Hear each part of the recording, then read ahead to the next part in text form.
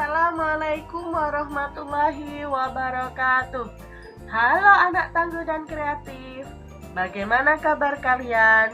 Semoga kalian dalam kondisi yang sehat walafiat. Pada kesempatan kali ini, kita akan belajar pembelajaran kelas 6, tema 6, muatan pembelajaran bahasa Indonesia. Apa saja yang akan kita pelajari? Yang pertama, menentukan kalimat utama. Yang kedua, menentukan gagasan utama. Sudah siap untuk belajar? Ayo kita simak bersama-sama. Pertama, kita akan belajar kalimat utama. Apa itu kalimat utama? Kalimat utama adalah kalimat yang berisi gagasan utama atau pokok permasalahan.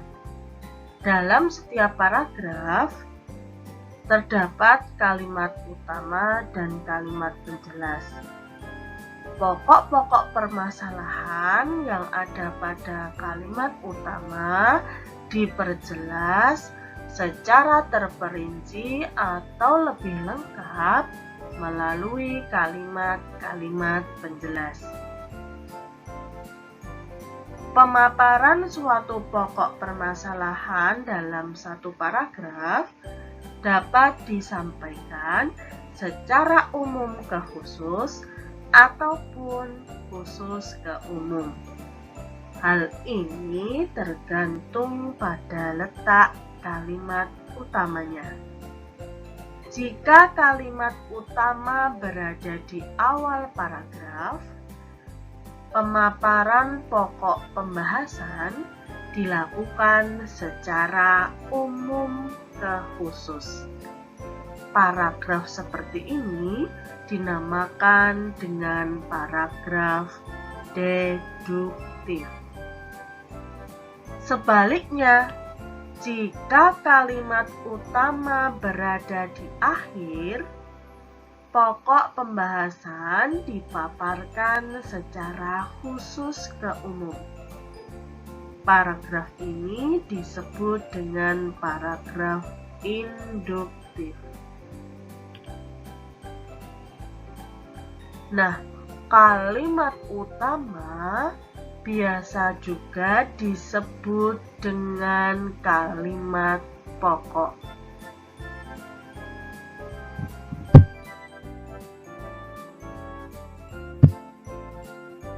Apa saja ciri-ciri kalimat utama?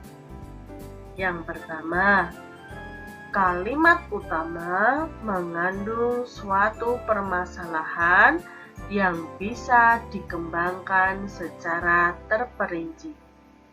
Yang kedua, bisa berdiri sendiri. Jadi kalimat utama mempunyai arti yang jelas meskipun tanpa dihubungkan dengan kalimat yang lain. Ciri yang ketiga, untuk tingkatan SD, biasanya kalimat utama terletak di awal paragraf. Jika terletak di akhir, biasanya menggunakan kata jadi sebagai kesimpulan.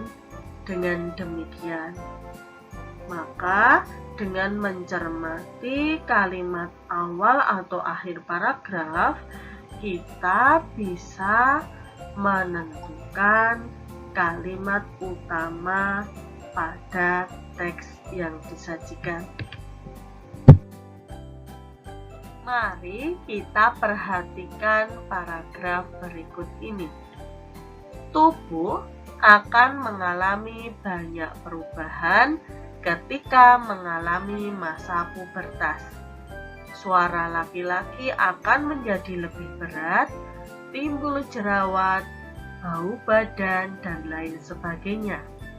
Perubahan tersebut merupakan hal yang normal dan dapat terjadi pada siapa saja. Kamu tidak perlu malu dan merasa bingung dalam menghadapi perubahan tersebut. Dari paragraf ini, mari kita tentukan kalimat utamanya. Di manakah letak kalimat utamanya? Di awal atau di akhir paragraf? Ya, betul. Letak kalimat utamanya berada di awal paragraf. Tubuh akan mengalami banyak perubahan ketika mengalami masa pubertas. Nah, kalimat-kalimat setelah kalimat utama tersebut disebut dengan kalimat penjelas. Dalam paragraf ini ada berapa kalimat penjelasnya? Ya, betul, ada 3 kalimat penjelas yang ditulis dengan huruf tanpa huruf tebal. Sangat mudah bukan menentukan kalimat utama sebuah paragraf? Kalian bisa berlatih dengan paragraf-paragraf yang lain ya. Selanjutnya kita akan belajar menentukan gagasan utama. Gagasan utama atau gagasan pokok disebut juga dengan pokok pembahasan. Gagasan utama merupakan inti dari suatu teks. Pokok pikiran, ide pokok, gagasan utama, gagasan pokok, pikiran utama memiliki pengertian yang sama. Gagasan utama ini biasanya termuat dalam kalimat utama. Namun, perlu kalian ingat bahwa tidak setiap kalimat utama mengandung gagasan utama. Mengapa? Hal ini disebabkan gagasan utama dapat menyebar atau tersirat dalam keseluruhan teks. Pada tingkatan SD, biasanya kalimat utama memuat gagasan utama. Sehingga ketika kalian ingin menentukan gagasan utama suatu paragraf, yang harus kalian lakukan pertama kali adalah membaca teks tersebut, kemudian menentukan kalimat utamanya. Dari kalimat utama tersebut, nanti kita bisa menentukan gagasan utama suatu paragraf.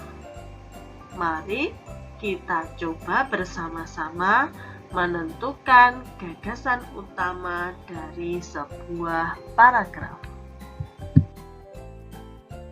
Mari kita perhatikan paragraf berikut ini. Ada beberapa manfaat olahraga. Orang yang aktif berolahraga, peredaran darah dalam tubuhnya menjadi lancar. Orang yang peredaran darahnya lancar, kemungkinannya kecil terkena serangan jantung. Selain itu, otot tubuh menjadi lebih kuat. Apa gagasan pokok dari paragraf ini? Nah, sebelum kita menentukan gagasan pokok, mari kita temukan terlebih dahulu kalimat utamanya. Di mana letak kalimat utamanya? Di awal atau di akhir paragraf? Ya, bagus.